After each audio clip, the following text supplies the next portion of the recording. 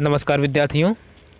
आज सिद्ध करते हैं मूलभूत समानुपातिकता प्रमेय पर आधारित कुछ उपप्रमेय। ठीक है, तो देखिए ये पहली उपप्रमेय क्या कहती है।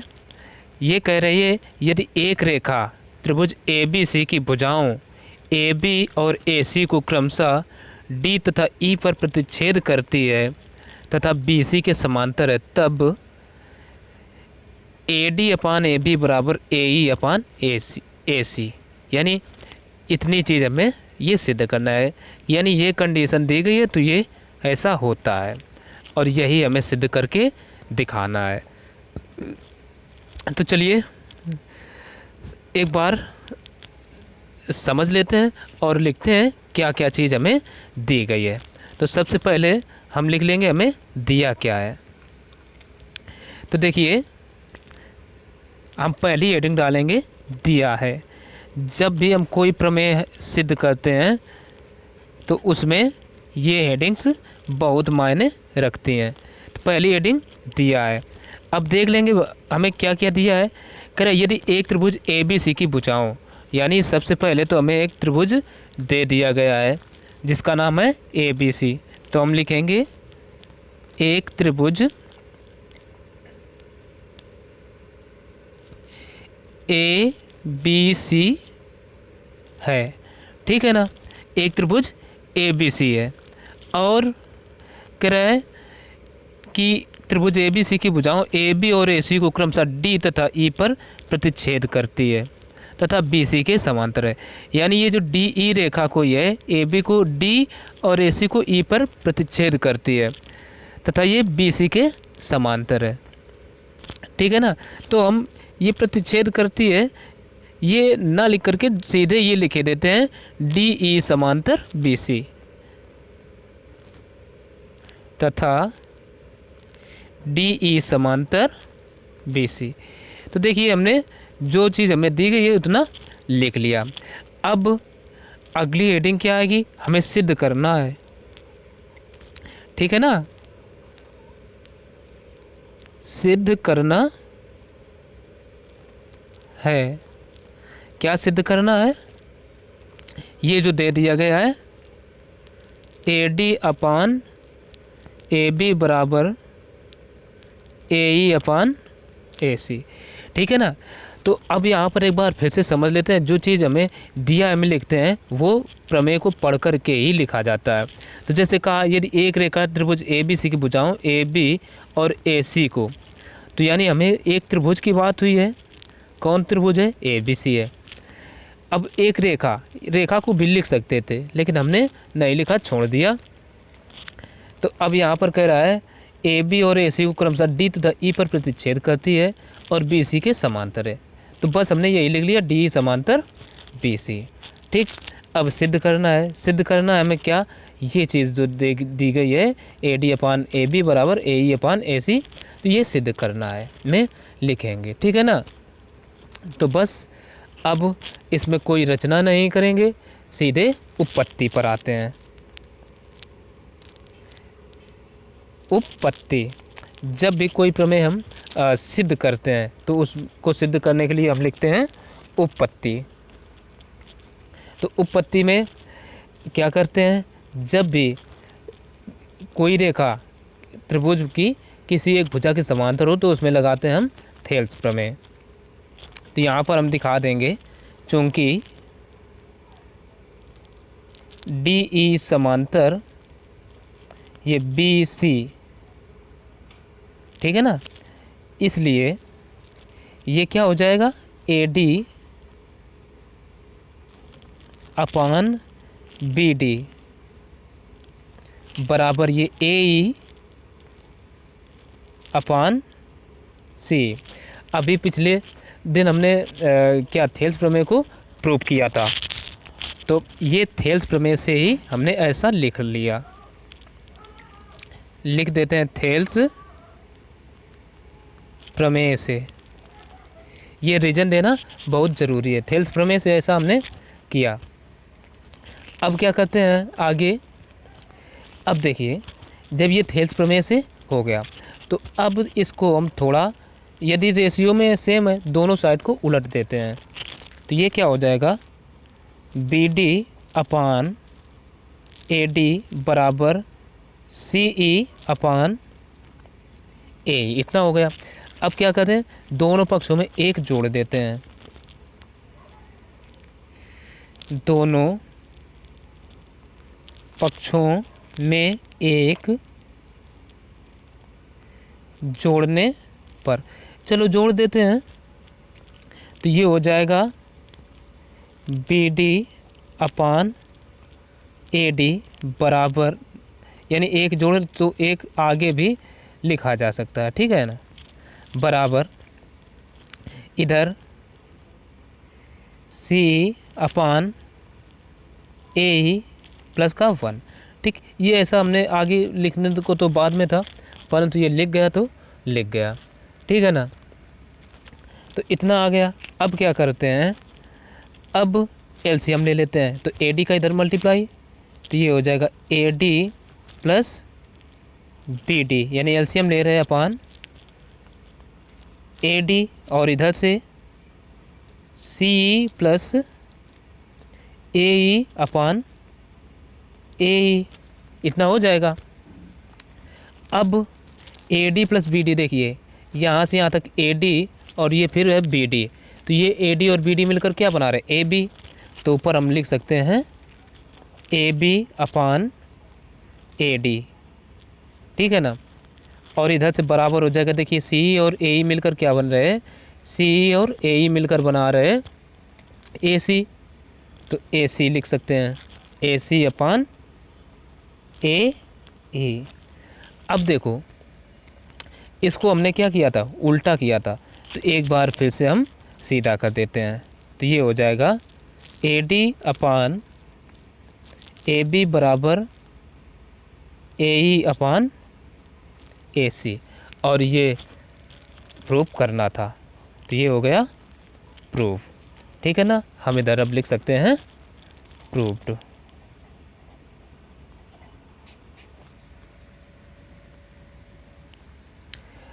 तो चलिए अब हल करते हैं उपप्रमेय 4, ठीक है ना। हम वही प्रमेय बता रहे हैं जो ज़्यादा महत्वपूर्ण है परीक्षा के दृष्टिकोण से, क्योंकि हमारे पास समय कम होता है बताने का और अभी हल बहुत कुछ करवाना है, तो इसलिए आवश्यक चीज़ें हम देख रहे हैं। तो देखिए प्रमेय 4 क्या कहती है, ये कह रही है किसी त्रिभुज की एक भुजा के मध्य बिंदु से दूसरी भुजा के समांतर खींची गई रेखा तीसरी भुजा को समद्विभाग करती है। इसका अर्थ है कि ये भाग और ये भाग हमें बराबर दिया गया है, ठीक, और इसको कह देते हैं ये डी और ये ई है, ठीक। तो इसका अर्थ है, सबसे पहले हम लिख लेंगे क्या क्या हमें दिया गया है, तो लिखेंगे एक त्रिभुज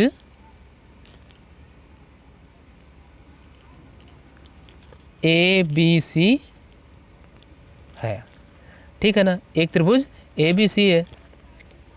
अब देखो ए बी सी है, अब देखो और क्या कहा गया है, किसी त्रिभुज ए बी सी, किसी त्रिभुज की एक भुजा के मध्य बिंदु से दूसरी भुजा के समांतर खींची गई रेखा। इसका अर्थ है कि डी ई समांतर बी सी हमें दिया गया है, तो लिख लेंगे डी ई समांतर बी सी, और यहाँ पर यह भी हम लिख लेंगे डी ए बी का मध्य बिंदु है, वह डी ए बी का मध्य बिंदु है। मध्य बिंदु की बात करी है तो यही हम लिख लेंगे, ए बी का मध्य बिंदु है, इतना दिया गया है। अब हमें सिद्ध क्या करना है, लिख लेंगे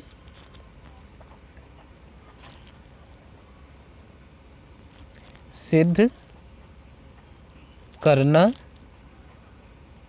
है। क्या सिद्ध करना है, जरा देखिए। तो कह रहा है भुजा के समांतर खींची गई रेखा तीसरी भुजा को समद्विभाग करती है, यानी देखो इसका मध्य बिंदु हो गया, इसके समांतर हो गई, तो तीसरी भुजा बची ये। तो हमें सिद्ध करना है ई ए सी का मध्य बिंदु है, मध्य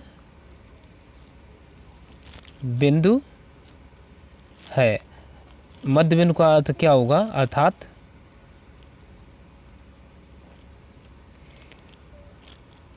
ए ई बराबर सी, ये सिद्ध करना है।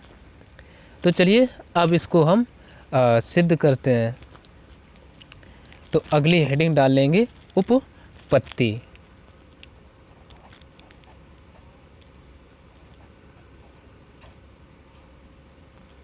ठीक है ना, उपपत्ति। उपपत्ति में देखते हैं हमें जो दिया गया है, ठीक है ना। तो उपपत्ति जब भी देखें तो यदि एक त्रिभुज है, उसकी एक कोई रेखा किसी एक भुजा की समांतर हो तो उसमें हम थेल्स प्रमेय अप्लाई कर सकते हैं। ठीक है, तो चलो थेल्स प्रमेय लगा लेते हैं, या थेल्स प्रमेय न लगाएं, इसमें बहुत ही महत्वपूर्ण चीज़ जो है वो हमें पता चलेगी। ठीक है ना, तो हम पहले तो थेल्स प्रमेय लगाएंगे। तो थेल्स प्रमेय से क्या होगा, ए डी, तो यहाँ पर ये चीज़ हम दिखा देंगे, चूंकि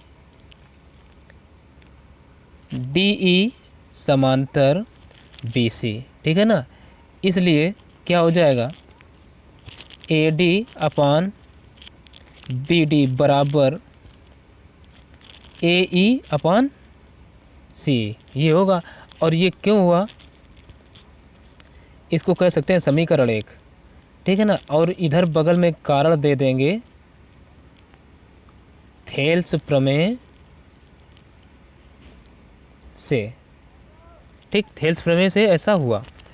अब देखिए और हमें क्या दिया गया है, तथा यहाँ पर देखो ये जो कह रहा है डी ए बी का मध्य बिंदु है, तो इससे क्या होगा, ए डी और बी डी बराबर होंगे। तो ए डी बराबर बी डी, समीकरण अभी दो ना कहें, कारण दे देते हैं। कारण क्या होगा, चूंकि डी ए बी का मध्य बिंदु है,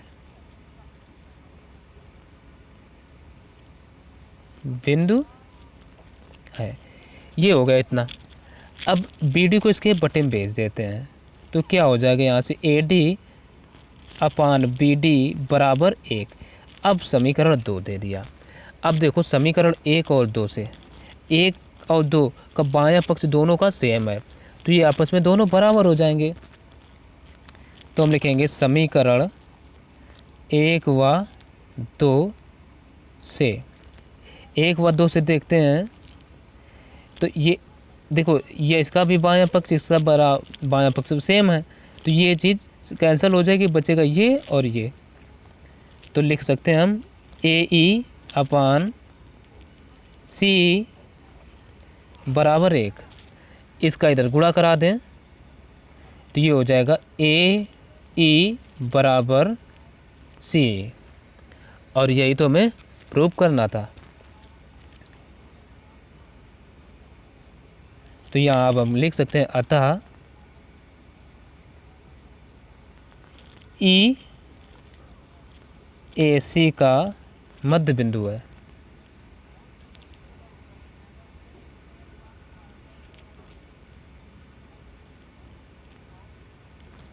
ठीक, मध्य बिंदु है, तो ये हो गया सिद्ध। तो आशा है ये प्रमेय भी अच्छे से समझ में आई होगी। तो अब देखते हैं अगली प्रमेय क्या कहती है। अब देखते हैं उपप्रमेय 5वीं क्या कहती है। 5वीं उपप्रमेय कह रही है, यदि एक त्रिभुज की दो भुजाओं के मध्य बिंदुओं को मिलाने वाली रेखा तीसरी भुजा के समांतर होती है, यानी एक त्रिभुज की दो भुजाओं के मध्य बिंदुओं को मिलाने वाली रेखा तीसरी भुजा के समांतर होती है। इसका अर्थ है, सबसे पहले हम लिखेंगे दिया है, क्या क्या दिया है, त्रिभुज कहा है, तो हम लिख लेंगे एक त्रिभुज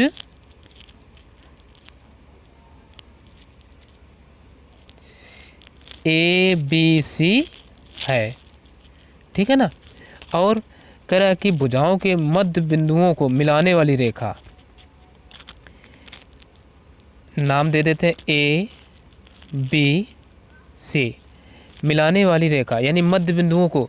इसका अर्थ है कि डी ए बी का मध्य बिंदु है, जिससे होगा क्या, ए डी और बी डी बराबर होंगे। तो हम लिख लेते हैं डी, ये जो डी है ए बी का तथा ई ए सी का मध्य बिंदु है।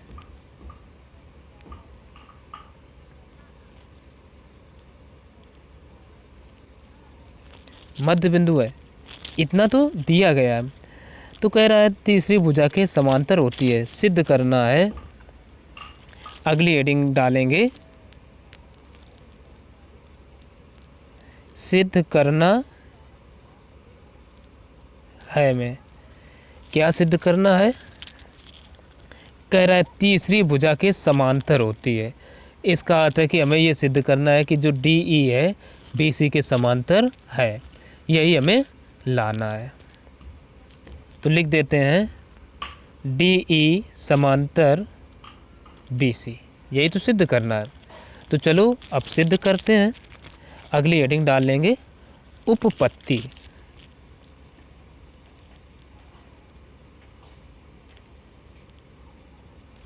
उपपत्ति, तो चलिए अब देखते हैं उपपत्ति। सबसे पहले हम देखेंगे ए डी, जब ए डी का मध्य बिंदु है तो हो क्या जाएगा, ए डी बराबर बी डी, ये होगा। अब ऐसा क्यों होगा, तो इसका हम कारण दे देंगे, क्योंकि डी ए बी का मध्य बिंदु है।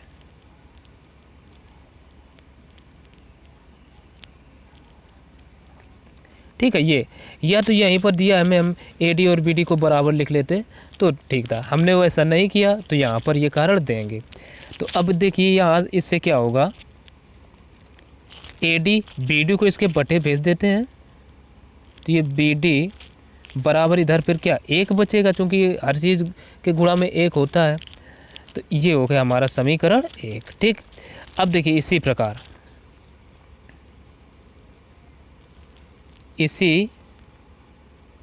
प्रकार से इसको क्या करेंगे,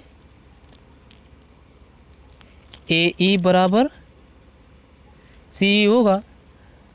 अब इसका भी कारण देंगे, ये जो ई है ये किसका मध्य बिंदु है, ए सी का मध्य बिंदु है। तो जब ए सी का मध्य बिंदु तो ए सी इसके बटे में आ जाएगा, तो ये हो जाएगा ए ई बटे सी बराबर एक। समीकरण 2 हो गया। अब देखिए समीकरण 1 और 2 को, समीकरण 1 व 2 से दोनों का दायां पक्ष बराबर है, तो ये आपस में दोनों बराबर हो जाएंगे। तो ये लिख सकते हैं A D upon B D बराबर ए ई अपान सी। ठीक, ये हो गया। अब यहाँ पर हमें पता है, क्योंकि ये जो डी ई रेखा है भुजाओं ए बी और ए सी को क्या समान अनुपात में विभाजित कर रही है, तो ये चीज़ हम लिखेंगे। क्योंकि रेखा डी ई ए बी व ए सी को समान अनुपात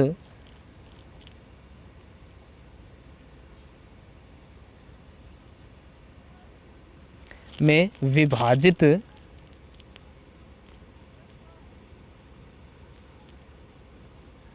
कर रही है। ठीक है ना। तो देखिए इसलिए अब जब समान अनुपात में विभाजित करें तो थेल्स प्रमेय का विलोम क्या कहता है, तो वही हम चीज़ लिख देंगे। थेल्स प्रमेय के विलोम से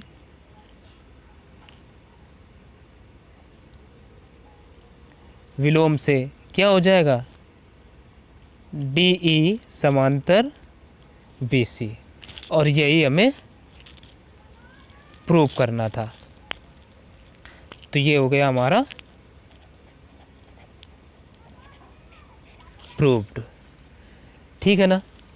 तो आशा है ये प्रमेय भी आसानी से समझ में आई होगी। तो अब देख लेते हैं इसकी अगली प्रमेय क्या कहती है। चलिए अब देखते हैं उपप्रमेय 6। उपप्रमेय 6 क्या कहती है। उपप्रमेय 6 कह रही है, एक समलंब चतुर्भुज के विकर्ण एक दूसरे को समानुपाती खंडों में विभाजित करते हैं। यानी एक समलंब दिया गया है, उसके विकर्ण एक दूसरे को समानुपाती खंडों में विभाजित करते हैं। तो देखिए ये हमारा एक समलंब हो गया। ठीक, अब समलंब होता क्या है, तो एक ऐसा चतुर्भुज होता है जिसके आमने सामने की भुजाओं का या सम्मुख भुजाओं का एक युग्म समांतर हो। ठीक, तो ये होता है समलंब। ठीक है ना। तो हम समलंब को ऐसे समझ सकते हैं। तो यहाँ पर AB और DC फिर क्या होंगे, समांतर होंगे।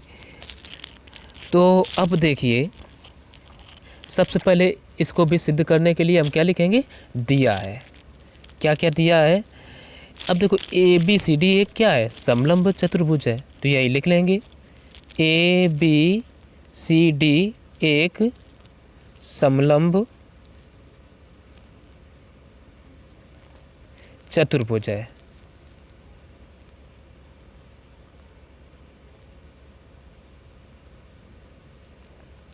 ठीक है ना। ABCD एक समलंब चतुर्भुज है।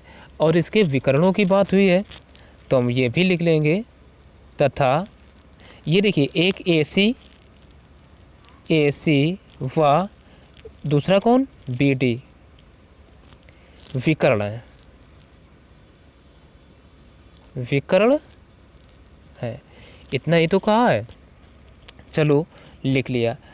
अब आगे कुछ नहीं दिया है, तो आगे अब हम करेंगे सिद्ध। क्या करना है, सिद्ध करना है। सिद्ध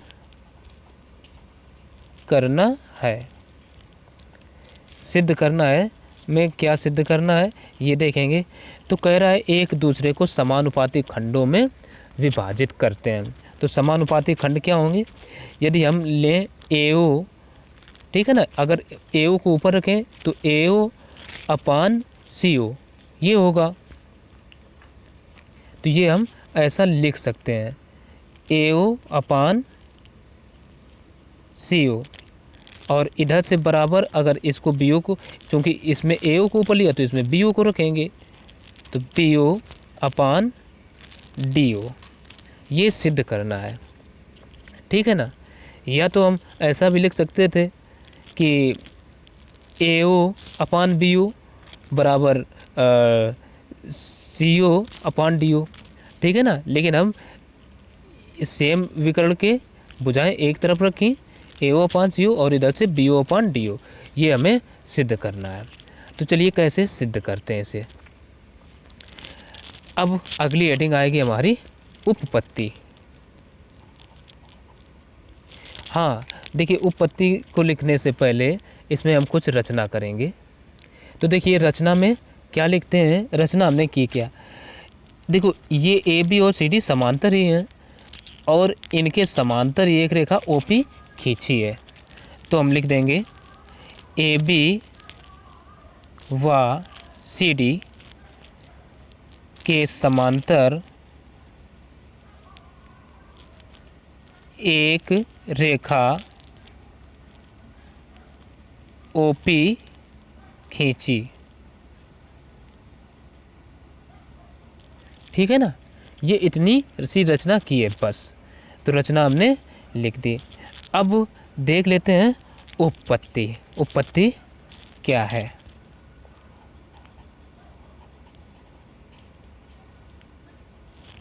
उपपत्ति, चलो उपपत्ति में क्या करते हैं, सबसे पहले हम देख लेते हैं जब ये रेखा यानी ये तीनों ही आपस में समांतर हैं। तो चलो पहले हम एक त्रिभुज ले रहे हैं ADC। है ना, ADC एक त्रिभुज ले लेते हैं, क्योंकि देखिए ADC, ठीक। तो चलो इसी को पहले ले लेते हैं त्रिभुज ADC में। इसमें क्या है, अब देखो ADC में ये CD के समांतर OP आएगी, तो इसमें हम लगा देंगे थेल्स प्रमेय। तो यहाँ पर ये चीज़ हम दिखाएंगे, चूँकि OP समांतर CD, इसलिए ये क्या हो जाएगा, AP अपान DP बराबर, इधर से क्या होगा, AO अपान CO, यही तो होगा। तो चलो लिख लो, AO है ना, AO अपान ये CO है, CO। अब ये कैसे हुआ, हाँ इसको हम समीकरण 1 जरूर दे देंगे, ठीक, समीकरण 1। और ये हुआ कैसे, थेल्स प्रमेय से। कारण देना बहुत आवश्यक है। अब देखिए, अब हम लेते हैं त्रिभुज, अभी एक ADC लिया, अब एक बार ले रहे हैं, क्योंकि अब यही रेखा किस में, त्रिभुज ABD में भी तो आएगी। त्रिभुज ABD में, ABD में क्या होगा, अब ये OP जो है AB के समांतर होगी। यहाँ पर ये चीज़ हम दिखा देंगे, क्योंकि OP समांतर AB, इसलिए क्या हो जाएगा, अब देखो थेल्स प्रमेय लगेगी, तो हम यहाँ पर बहुत से लोगों को कन्फ्यूजन हो, कौन सा भाग ऊपर रखें कौन सा नीचे। तो एक नियम हम अपना लेते हैं, जो भाग ऊपर वाला हो यानी मुनीदार हो, ये हम क्या करते हैं, जैसे DP को ऊपर रखते हैं, ठीक है ना। तो DP अपान AP बराबर, क्योंकि इसका भी भाग देखिए हमने पहले नुकीला भाग ऊपर रखा, तो इसको भी वही भाग ऊपर रख लेते हैं। ऐसे हमें कोई कन्फ्यूजन नहीं होगी, हालांकि कुछ भी करें आना तो सही है। DP अपान AP बराबर, इधर से क्या हो जाएगा, जब हमने ये भाग ऊपर रखा तो ये OD ऊपर आएगा, यानी DO वाला, ठीक। तो DO अपान उधर से BO। अब देखिए सिद्ध करने में हमें BO ऊपर लाना है, तो इसको उलट देते हैं, तो ये क्या हो जाएगा, AP अपान DP बराबर BO अपान DO, और समीकरण हो गया ये 2। और हाँ, इसमें कारण हमें दे देना है थेल्स प्रमेय।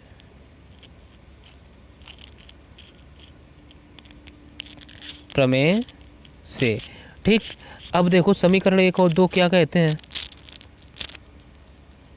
समीकरण 1 व 2 से, 1 व 2 से देखेंगे, ये देखिए AP अपान DP, इसका भी AP अपान DP है, तो ये आपस में दाएं पक्ष बराबर हो जाएंगे, ठीक है ना।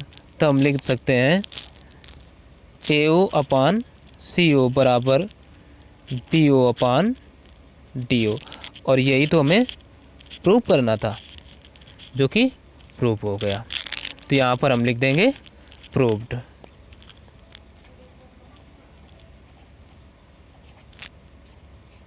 या इति सिद्धम वगैरह वगैरह हम कुछ लिख सकते हैं, ठीक है ना। तो ये प्रमेय सिद्ध हो गई। तो अब देखते हैं इस वीडियो की आज की अंतिम थ्योरम। अब देखते हैं उपप्रमेय 7 क्या कहती है।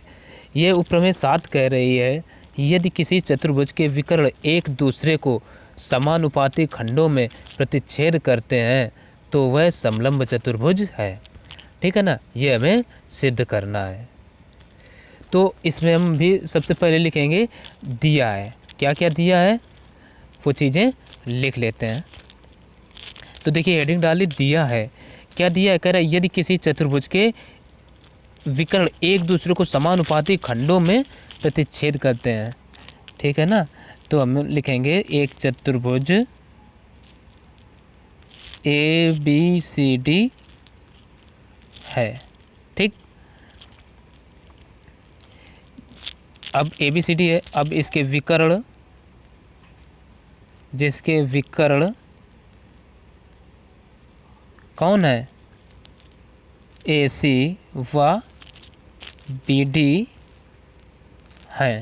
ठीक, और देखो तथा ये कैसे हैं, समानुपाती खंडों में विभाजित है, यानी प्रतिच्छेद कर रहे हैं, विभक्त हैं एक दूसरे को। ठीक, तो इसको नाम दे देते हैं, ये O बिंदु है। ठीक है ना। अब जब ये ऐसे कर रहे हैं तो इसका अर्थ है हम इसको ऊपर रख लेते हैं, AO अपान CO, समानुपाती खंड क्या होगा, यही तो होगा, और ये BO अपान DO, इतना हमें दे दिया गया है। अब इतना ही दिया है।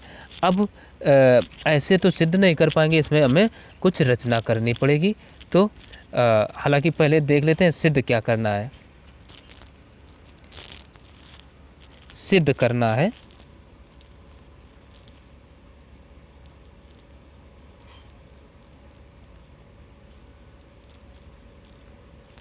सिद्ध करना है में हम लिखेंगे, तो वह चतुर्भुज समलंब चतुर्भुज है। समलंब की कंडीशन क्या होती है कि आमने सामने की भुजाओं का एक युग्म समांतर हो, यानी सम्मुख भुजाओं का एक युग्म समांतर हो। तो इसका अर्थ है हमें सिद्ध करना है AB समांतर CD, ये सिद्ध करना है। तो ऐसे सिद्ध नहीं कर पाएंगे हम, इसमें करेंगे कुछ रचना। तो हेडिंग डाल लेते हैं रचना। ठीक है ना, रचना करते हैं। रचना में क्या किया, अब देखो ये AB किसी एक भुजा के समांतर हम ले लेते हैं। तो हमने लिया AB के समांतर एक भुजा, AB के समांतर एक रेखा, भुजा नहीं, यहाँ पर रेखा है, ये कटा। ठीक, रेखा OP खींचा। ठीक, ये इतनी हो गई रचना। अब देखिए जो हमारी अंतिम हेडिंग आती है उपपत्ति की, तो लिख देते हैं उपपत्ति। अब यहीं से हमें सिद्ध करना है, जो कुछ सिद्ध करना है, उपपत्ति। ठीक है, चलो सिद्ध करते हैं भाई। अब देखिए हम क्या करते हैं, एक त्रिभुज ले रहे ABD। ठीक है ना, त्रिभुज ABD में अभी बताते हैं ABD में क्या है, AB के समांतर कौन सी भुजा है, CD है ना। तो यही हम लिए लेते हैं, यहाँ पर दिखा देंगे, चूंकि AB समांतर OP। ठीक है ना, इसलिए ये क्या हो जाएगा, अब देखिए नोक वाला भाग ऊपर है ना, तो हम नहीं इधर नीचे है, तो इसको लिखेंगे DP अपान AP, बाद में उलट देंगे। वैसे हम लेने को ये सीधा ले सकते थे, लेकिन हम एक नियम से चल रहे हैं। ठीक, DP अपान AP बराबर इधर से क्या हो जाएगा, DO अपान BO, ये हो जाएगा। उलट देते हैं तो ये हो जाएगा AP अपान DP बराबर BO अपान DO। ठीक, ये इम्प्लाइज है, समीकरण 1 दे दिया। और ये कैसे हुआ, इसका कारण दे देंगे थेल्स प्रमेय से। ठीक है ना, अब इतना ये हो गया। अब देखिए इसके अलावा हमें क्या पता है, तथा हमें दिया क्या गया, AO अपान CO बराबर BO अपान DO। ये कैसा है, समीकरण इसको 2 कह देते हैं। और ये 2 कैसे हुआ, दिया है ना, दिया है। जब ये हमें चीज़ दे दी गई है तो यहाँ से हम क्या करें, समीकरण 1 व 2 से देख लेते हैं। 1 में AP/DP बराबर BO/DO के, और 2 में भी वही चीज़। तो हम लिख देंगे समीकरण 1 व 2 से क्या करेंगे, ये हो जाएगा AP/DP बराबर क्या होगा, AO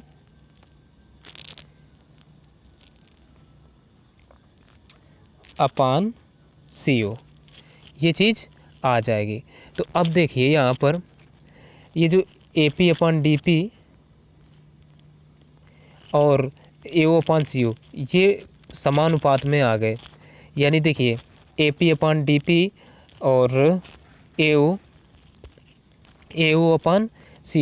ये कैसे एक ही अनुपात में है। तो इसका अर्थ है क्या कि ये OP जो है CD के भी समांतर होगी। ठीक, तो देखिए यही हम लिख सकते हैं। अब देखिए ये जो OP है यहाँ हम क्या कह सकते हैं, चूँकि OP भुजाओं कौन, ये AD और AC यही तो होंगी। OP भुजाओं AD व AC को समानुपाती है ना,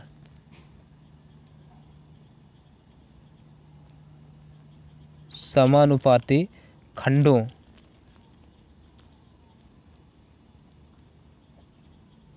में विभाजित करती है। ठीक, करती है। इसलिए अब एक थेल्स प्रमेय का विलोम भी तो होता है, तो वही लिख देते हैं, थेल्स प्रमेय के विलोम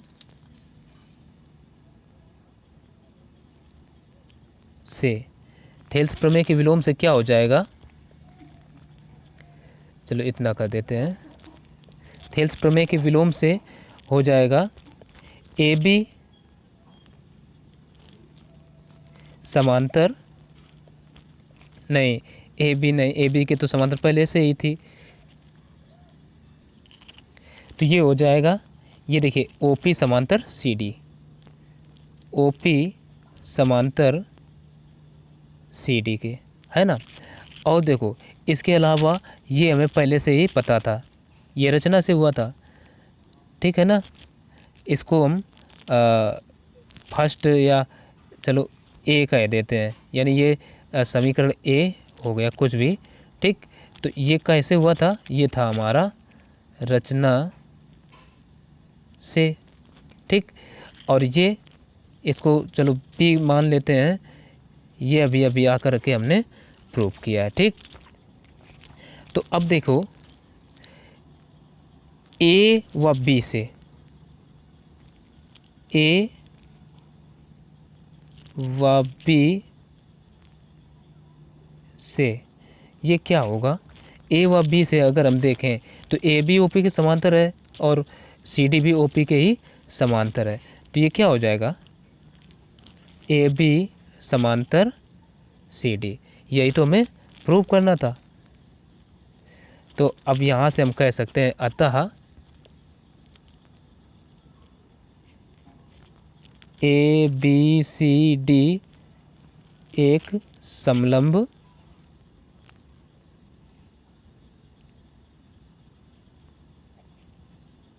चतुर्भुज है। तो ये प्रमेय भी प्रूव हो गई। तो आशा है कि समझ में आई होगी, और इनको अच्छे से तैयार करिए, ये परीक्षा के दृष्टिकोण से भी महत्वपूर्ण है। तो अब मैं लास्ट में कहना चाहूँगा कि यदि वीडियो पसंद आए तो वीडियो को लाइक करें, अपने दोस्तों को भी शेयर करें, और चैनल पर यदि पहली बार आएँ तो सब्सक्राइब करें, और ज़्यादा से ज़्यादा अपने दोस्तों को भी शेयर करें। तो फिर मिलेंगे अगले वीडियो में, बाकी की बची हुई प्रमेय सिद्ध करवाएंगे। तो बने रहिए हमारे चैनल NCERT स्पेशलिस्ट पर। तब तक के लिए नमस्कार।